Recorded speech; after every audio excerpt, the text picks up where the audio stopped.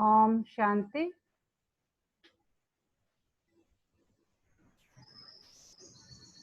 ओम शांति।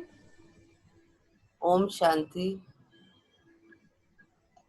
सभी एकाग्र चित्र होकर बैठेंगे।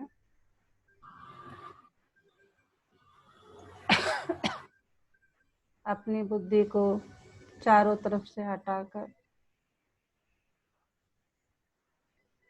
पूरा ध्यान भ्रिकुटी के मध्य में।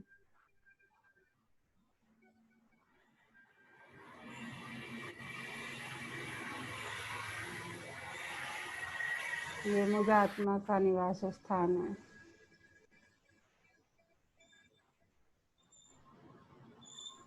मैं आत्मा इस शरीर की मालिक हूँ। मैं आत्मा अपनी इन कर्मेंद्रियों की मालिक हूँ।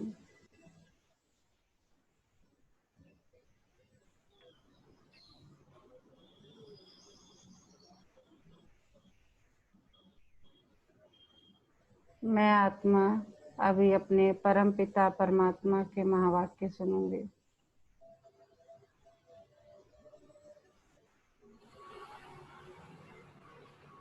ओम शांति। आज 25 जुलाई 2020 बाबा के महावाक्य हैं। पहले सुनते हैं मुरली का सार। मीठे बच्चे, देह अभिमान छोड़ देही अभिमानी बनो। देही अभिमानियों को ही ईश्वरीय संप्रदाय कहा जाता है। बाबा देखो रोज आत्मा आत्मा आत्मा पे जोर देते हैं। तभी क्या कह रहे हैं बाबा? देही अभिमान छोड़ देही अभिमानी बनो, क्योंकि देही अभिमानियों को ही ईश्वरीय संप्रदाय कहा जाता है। प्रश्न है आज का, तुम बच्चे अभी जो सत्संग करते हो यह दूसरे सत्संगों से निराला है, क्यों? उत्तर है, यही एक सत्संग है जिसमें तुम आत्मा और परमात्मा का ज्ञान सुनते हो। यही एक ऐसा सत्संग है जहाँ आत्मा और परमात्मा की बातें होती हैं। यहाँ पढ़ाई होती है, एम ऑब्जेक्ट भी सामने है। कहते हैं यहाँ पे मतलब पता होता है कि तुम्हारा क्या, क्यों पढ़ रहे हो ये पढ़ाई, ये भी पता है। जैसे हम लौकिक में पढ़ाई पढ़ते हैं तो पता होता है कि हम ये पढ़ाई क्यों पढ़ रहे हैं, हमें बैरिस्टर बनना है, क्यों पढ़ रहे हैं, हमें डॉक्टर बनना है।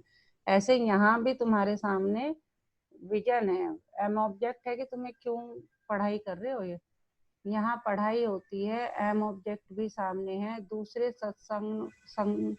दूसरे सत्संगों में ना पढ़ाई होती ना कोई एम ऑब्जेक्ट। वहां तो जाओ, बैठो, सुनो, आ जाओ। कोई ऑब्जेक्ट नहीं है कि तुम, एम ऑब्जेक्ट नहीं है कि तुम्हें क्यों आए हो यहाँ पढ़ने।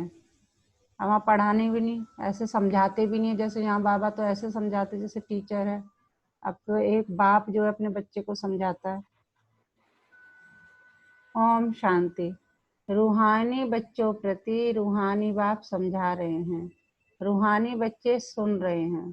पहले पहले बाप समझाते हैं, जब भी बैठो तो अपने को आत्मा समझकर बैठो, देह न समझो। हम भी ड्रिल करते हैं ना, जब बैठते हैं मुरली सुनने के लिए, क्या सोच के बैठते हैं कि मैं आत्मा अपने परम पिता परमात्मा के महावाक्य सुनूंगी। ये सोच के, ये नहीं मैं देह नहीं। देह अभिमान को आसुरी संप्रदाय कहा जाता है, देही अभिमानियों को ईश्वरीय संप्रदाय कहा जाता है। ईश्वर को देह है नहीं, वह सदैव आत्म अभिमानी है। वह है सुप्रीम आत्मा, सभी आत्माओं का बाप। परमात्मा अर्थात ऊंचे ते ऊंचा। मनुष्य जब ऊंचे ते ऊंचा भगवान कहते हैं तो बुद्धि में आता है वह निराकार लिंग रूप है। निराकार लिंग की पूजा भी होती है। वह है परमात्मा, यानी सभी आत्माओं से ऊंच है। वह भी आत्मा, परंतु ऊंच आत्मा। वह जन्म मरण में नहीं आते हैं, बाकी सब पुनर्जन्म लेते हैं और सभी है रचना। रचता तो एक ही बाप है। हम सब क्या है? रचनाएं हैं। रचता कौन है? एक बाप। ब्रह्मा विष्णु शंकर भी रचना है। मनुष्य सृष्टि भी सारी है रचना। रचता को बाप कहा जाता है। पुरुष को भी रचता कहा जाता है। स्त्री को अडॉप्ट करते हैं, फिर उनसे क्रिएट करते हैं, पालना करते हैं, बस विनाश नहीं करते हैं। और जो धर्म स्थापक होते हैं वह भी क्रिएट करते हैं, फिर उनकी पालना करते हैं, विनाश कोई भी नहीं करते। बेहद का बाप जिसको परमात्मा कहा जाता है, जैसे आत्मा का रूप बिंदी है, वैसे ही परम पिता परमात्मा का भी रूप बिंदी है। बाकी इतना बड़ा लिंग जो बनाते हैं वह सब भक्ति मार्ग में पूजा के कारण। बिंदी की पूजा कैसे हो सकती? भारत में रुद्र यज्ञ रचते हैं तो मिट्टी का शिवलिंग और शालिग्राम बनाकर फिर उनकी पूजा करते हैं। उनको रुद्र यज्ञ कहा जाता है। वास्तव में असली राम है राजस्व अश्वमेध अविनाशी रुद्र गीता ज्ञान यज्ञ, जो शास्त्रों में भी लिखा हुआ है। अब बाप बच्चों को कहते हैं अपने को आत्मा समझो, और जो भी सत्संग है उसमें आत्मा या परमात्मा का ज्ञान न कोई में है न दे सकते हैं। वहां तो कोई एम ऑब्जेक्ट होती नहीं। तुम बच्चे तो अभी पढ़ाई पढ़ रहे हो, तुम जानते हो आत्मा शरीर में प्रवेश करती है। आत्मा अविनाशी है, शरीर विनाशी है। शरीर द्वारा पाठ बजाती है, आत्मा तो अशरीरी है ना। कहते भी है नंगे आए या नंगे जाना है। शरीर धारण किया फिर शरीर छोड़कर नंगे जाना है। यह बात तुम बच्चों को ही बैठ समझाते हैं। यह भी बच्चे जानते हैं भारत में सतयुग था तो देवी देवताओं का राज्य था, एक ही धर्म था। यह भी भारतवासी नहीं जानते हैं। बाप को जिसने नहीं जाना उसने कुछ नहीं जाना।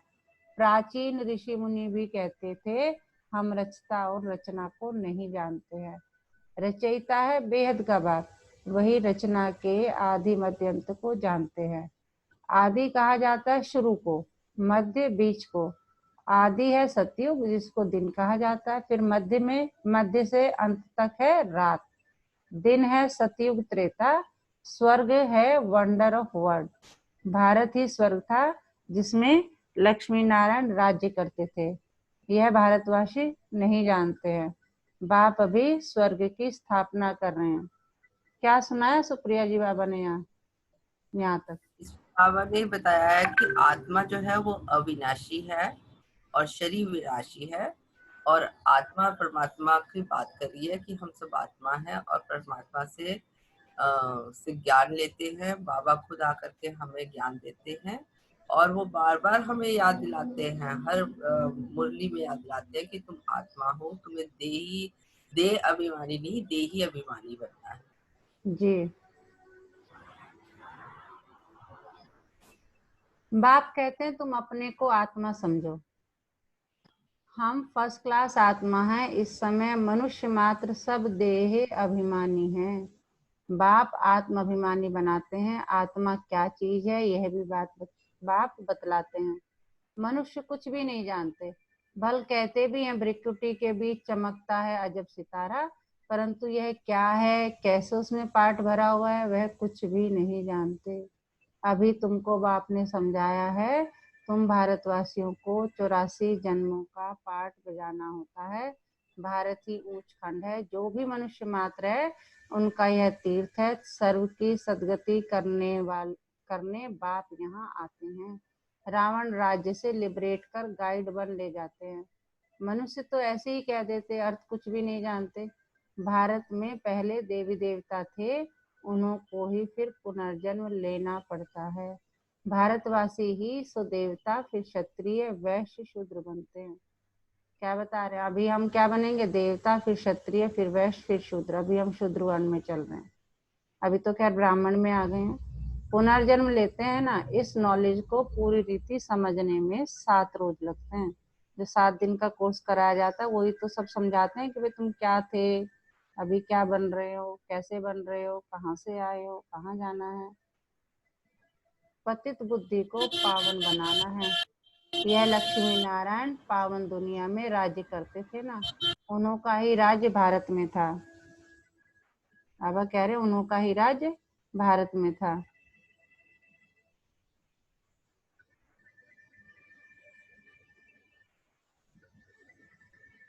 भारत कितना सॉल्वेंट था, हीरे जवाहरों के महल थे, फिर रावण राज्य में पुजारी बने हैं। फिर भक्ति मार्ग में यह मंदिर आदि बनाए हैं। सोमनाथ का मंदिर था ना, एक मंदिर तो नहीं होगा। यहाँ भी शिव के मंदिर में इतने तो हीरे जवाहर थे जो मोहम्मद गजनवी ऊंट भर कर ले गए। इतने माल थे, ऊंट तो क्या, कोई लाखों ऊंट ले आए तो भी भर न सके। सतयुग में सोने हीरे जवाहरों के अनेक महल थे। मोहम्मद गजनवी तो अभी आया है द्वापर में।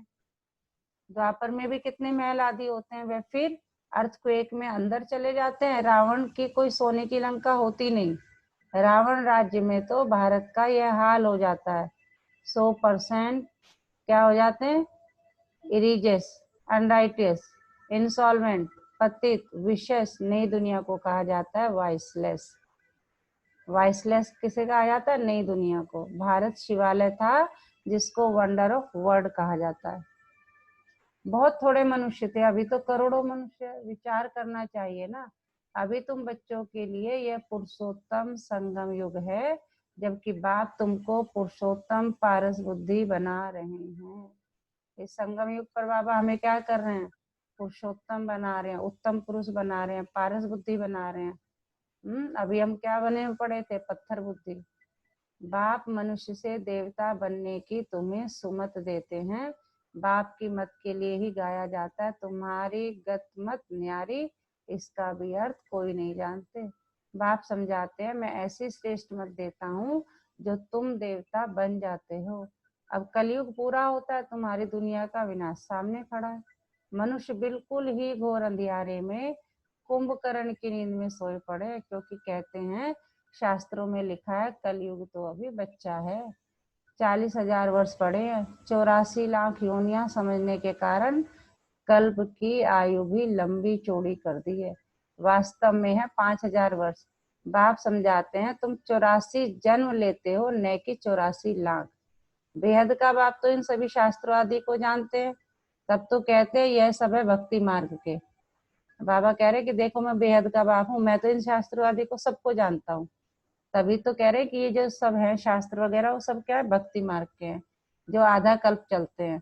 इससे कोई मुझे नहीं मिलते, इससे कोई मुझे नहीं मिलते। ये भक्ति मार्ग की जो बातें हैं, उससे मैं किसी को नहीं मिलता हूँ या मुझे कोई नहीं मिलता है। यह भी विचार करने की बात है, अगर कल्प की आयु लाखों वर्ष कर दें फिर तो संख्या बहुत होनी चाहिए, जबकि क्रिश्चियन की संख्या 2000 वर्ष में इतनी हुई है। भारत का असूल धर्म देवी देवता धर्म है, वह चला आना चाहिए, परंतु आदि सनातन देवी देवता धर्म को भूल जाने के कारण कह देते हमारा हिंदू धर्म है। हिंदू धर्म तो होता ही नहीं। भारत कितना ऊंच था। आदि सनातन देवी देवता धर्म था तो विष्णुपुरी थी, अब है रावणपुरी। वही देवी देवताएं 84 जन्म के बाद क्या बन गए हैं, देवताओं को वॉइसलेस समझ, अपने को विशद समझ उनकी पूजा करते हैं। सतयुग में भारत वॉइसलेस था, नई दुनिया थी, जिसको नया भारत कहते हैं। यह है पुराना भारत। नया भारत क्या था, पुराना भारत क्या है। नई दुनिया में भारत ही नया था, अब पुरानी दुनिया में भारत भी पुराना है। क्या गति हो गई है, भारत ही स्वर्ग था, अभी नर्क है। क्या सुनाया बाबा ने, रामकलब जी। ओम शांति मैम। ओम शांति। बाबा हमें बताते हैं कि हमारी आत्मा अमर होती है, अजर होती है, नासवान सिर्फ हमारा ये शरीर होता है। भारत जी में भी देवी देवताओं का निवास रहता था। बाबा शिव बाबा विश्व की रचना करते हैं और हमें बताते हैं कि हमें देह अभिमानी नहीं, आत्म अभिमानी बनना चाहिए। और जी जब कोर्स को ज्वाइन किया था तो 7 दिन में हमें आत्मा, परमात्मा और आपस में इनके संबंधों के बारे में ही बताया गया था। जी बाबा बताते हैं कि भक्ति मार्ग में कुछ लोग भक्ति मार्ग को अपनाते हैं तो उसमें मंदिर है, मस्जिद है या कुछ और मोटे पूजा की तरफ बढ़ते हैं। लेकिन जब हम सतयुग या पुरुषोत्तम सतयुग की बात करते हैं तो वहां पर ऐसा कुछ भी नहीं होता, सिर्फ निराकार ब्रह्म होता है, वॉइसलेस परमात्मा की पूजा होती है। जी आप शिव बाबा हमें मनुष्य से देवता बनाने की कोशिश करते हैं। जी जी जी बताते हैं कि आज पूरा विश्व जो है नाश के कगार पर खड़ा है, विनाश के कगार पर खड़ा है, लेकिन अपनी अज्ञानता के कारण मनुष्य जो है आज भी अभी अंधेरे में भटक रहा है, शिव बाबा का अनुसरण नहीं कर रहा। ये समझ जी। में आया। भारत मोस्ट सॉल्वेंट था, भारत ही मोस्ट इंसॉल्वेंट है। सबसे भीख मांग रहे हैं, प्रजा से भी भीख मांगते हैं। यह तो समझ की बात है ना। आज के देह अभिमानी मनुष्यों को थोड़ा पैसा मिला तो समझते हैं हम तो स्वर्ग में बैठे हैं। सुख धाम स्वर्ग को बिल्कुल जानते नहीं, क्योंकि पत्थर बुद्धि है। अब उन्हें पारस बुद्धि बनाने के लिए 7 रोज की भट्टी में बिठाओ, क्योंकि पतित है ना। पतित को यहाँ तो बिठा नहीं सकते, यहाँ पावन ही रह सकते हैं, पतित को अलाउ नहीं कर सकते। तुम अभी पुरुषोत्तम संगम पर बैठे हो, जानते हो बाबा हमको ऐसा पुरुषोत्तम बनाते हैं। यह सच्ची सत्यनारायण की कथा है। सत्य बाप तुमको नर से नारायण बनने का राजयोग सिखला रहे हैं, इसीलिए इसको सत्यनारायण की कथा है। क्योंकि कौन है? सत्य बाप। और क्या कर रहे हैं? नर से नारायण बनने का राजयोग सिखा रहे हैं। तो यही हमारी सच्ची सच्ची सत्यनारायण की कथा है। ज्ञान सिर्फ एक बाप के पास है, जिसको ज्ञान का सागर कहा जाता है, शांति का सागर, पवित्रता का सागर। यह उस एक की ही महिमा है, दूसरे कोई की महिमा हो नहीं सकती। केवल ये किसकी महिमा? एक परम पिता परमात्मा शिव बाबा की। देवताओं की महिमा अलग है, परम पिता परमात्मा शिव की महिमा अलग है। वह है बाप, कृष्ण को बाप नहीं कहेंगे। अब भगवान कौन ठहरा? अभी तो भारतवासी मनुष्यों को पता नहीं है। कृष्ण भगवान वो आज कह देते हैं, वह तो पूरे 84 जन्म लेते हैं। सूर्यवंशी, सो चंद्रवंशी, सो वैश्यवंशी, ऐसे चलते हैं। मनुष्य हम सो का अर्थ भी समझते नहीं। हम आत्मा सो परमात्मा कह देते हैं। कितना रॉन्ग है। अभी तुम समझाते हो कि भारत की चढ़ती कला और उतरती कला कैसे होती है। यह है ज्ञान, यह सब है भक्ति। सतयुग में सब पावन थे, राजा रानी का राज्य चलता था। वहां वजीर भी नहीं होता है, क्योंकि राजा रानी खुद ही मालिक है। बाप से वर्षा लिया हुआ है, उनमें अकल है। लक्ष्मी नारायण को कोई के राय लेने की दरकार नहीं। बाबा कह रहे हैं कि सतयुग में सिर्फ राजा रानी होते थे, वजीर नहीं होते, क्योंकि वहां के जो राजा रानी होते थे, यानी लक्ष्मी नारायण हैं, वो इतने बाप से अभी अभी वर्षा लेके गए हैं, अभी अभी शिक्षाएं लेके गए हैं, तो उनमें अकल भरी पड़ी है। उन्हें किसी से कोई सलाह लेने की जरूरत नहीं है। वहां वजीर होते नहीं। भारत जैसा पवित्र देश कोई था नहीं, महान पवित्र देश था। नाम ही था स्वर्ग, अभी है नर्क। नर्क से फिर स्वर्ग बाप ही बनाएगा। अच्छा, मीठे मीठे सिकिलदे बच्चों प्रति माता पिता बाप दादा का याद प्यार और गुड मॉर्निंग। रूहानी बाप की रूहानी बच्चों को नमस्ते। हम रूहानी बच्चों की रूहानी बाप दादा को याद प्यार गुड मॉर्निंग।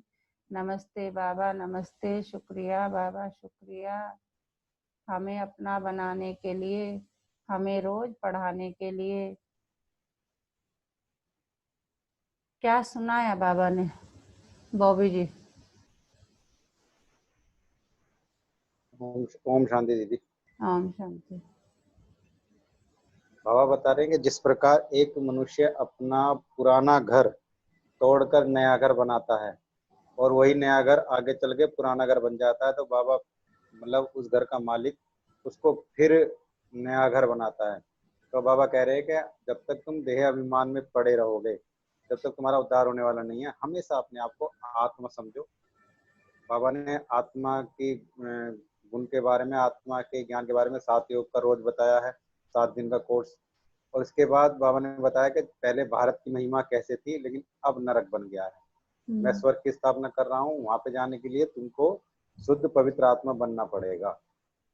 जी बाबा बार बार कल भी आत्मा के बारे में बताया था और आज भी आत्मा के बारे में बता रहे हैं। जी जी। अन्नू जी क्या बताया बाबा ने?